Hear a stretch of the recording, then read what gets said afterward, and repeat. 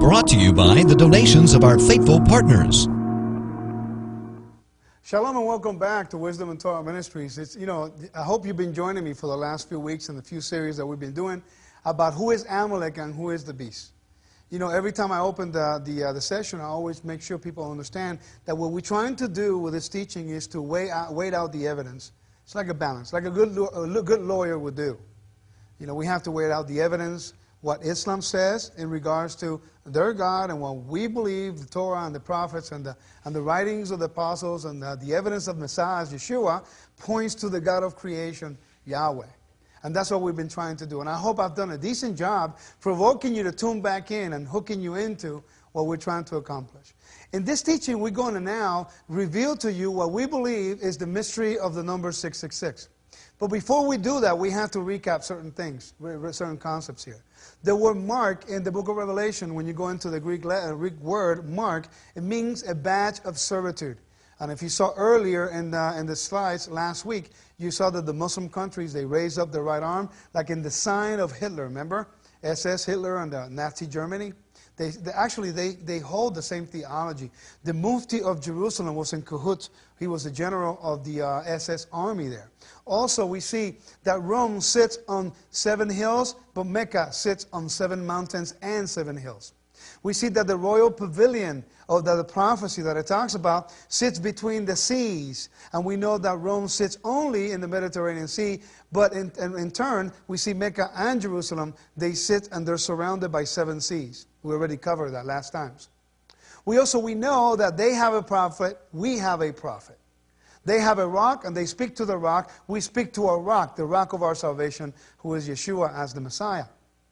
So here we see that there's so many clues that we start to unravel as we study the scriptures. The key is going to the original Torah and the prophets and start understanding the patterns that have been determined from the beginning. Because Isaiah tells us that Yahweh, He has declared the end from Rashid, from the beginning. So therefore we have the clues to understand prophecy. If we study the temple service, if we study the feast, if we study the whole messianic teaching or the prophetic teaching of the Sabbath and what it means in regards to the bride. So we need to compare all of these notes. Now, let me take you into a journey of what John would have seen when he had the vision. Remember, in the island of Patmos, he has a vision of what is about to happen in the future. Islam as a religion has not come to be yet, has not revealed itself yet. It happened 500 years after John died, in the year 629. When Muhammad came out of what is called Midian, what is modern-day Saudi Arabia. So what he says, keep this in mind. Could it be possible? And again, I keep my mind very open. I'm not saying this is written on stone, but let's research the evidence, okay? Are you on board with me? Okay? Come and join me on this journey and see what you think. And see if your spirit bear witness. Just ask what we're trying to present here. Now, when John received the vision in the island of Patmos, what's interesting about this is that he has seen something that he cannot understand. That's why he uses the language, here is wisdom. Because you see, he could not figure it out. How can he figure something that has not come to pass yet? Now he mentions the 5 kings, the 5 fallen kings. One was, which is Rome when he was alive, and one has not yet come, but when it comes it will be around for a while. Let me propose this to you. Could it be possible? Could it be possible that what John saw and what we think is the 666, when John saw it, he put the form of those letters in the Hebrew language. I believe the book of Revelation was written in Hebrew.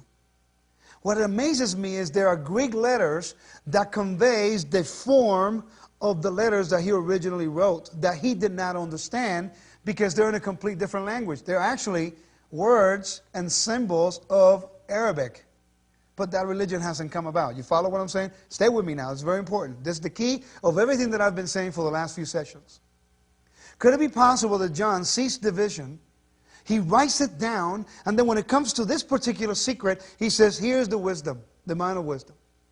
Okay? And he sees the form of the letters, he writes it down, and then when the translators on the Greek come over and they translate what he wrote into Greek, there are Greek letters who convey the form of the letters that he saw, but yet there's no explanation for it. Some of the old manuscripts say 665, 606, but not all are in one accord of 666. So if the numbers do not line up with different type of manuscript, I have to put aside the meaning of the literal number and go to the form of the letter and what they mean. Not only in the Greek, but let's find out what they mean in Arabic. And this is the mystery. Are you with me still? Is this making sense? And I hope it is. If it's not, send me emails and I'll do my best to explain it. And if I have to do this over, I will do it. But again, let the Spirit of God bear witness to you, okay? Let's go back to the slides and search out the evidence now. Now, listen to the language that John uses. Here's wisdom. Let him who has understanding calculate the number of the beast. Remember, the word number means multitude in the Greek. For the number is that of a man. Well, who is the man who created the religion of Islam? Muhammad. Could that be possible? And the number means group or multitude. And his number, or his multitude, is 666. But listen to the language. He says, here's wisdom, let him who has understanding. For you to understand what that means, you have to know the context of those two words that John is using in the first century. To John, in the first century, wisdom meant Torah. Understanding meant understanding and interpreting the Torah and the prophets. By the way, that was the only books that he had available. When John wrote the book of Revelation, he didn't have all the canonized New Testament. That did not exist. The only thing that he possessed was the scrolls of the Torah and the prophets and the writings. So the context, the Hebraic understanding of the word wisdom is actually found in Deuteronomy. Let's see if we can go there for a minute. Real quick, because if not, we're not going to have enough time. Okay, in Deuteronomy chapter 7, okay, it says, verse 1. No, chapter 6, I'm sorry, verse 1. Now this is the commandment, and these are the statutes and judgments which Yahweh your Elohim has commanded to teach you, that you may observe them in the land which you are crossing over to possess, that you may fear Yahweh your Elohim to keep all his statutes and his commandments, which I command you today. You and your sons and your grandsons all the days of your life, that your days may be prolonged. Therefore, Shema, O Israel, and be careful to observe it, that it may be well with you, that you may multiply greatly as Yahweh your Elohim, the Elohim of your fathers, and promised you a land with milk and honey. Israel.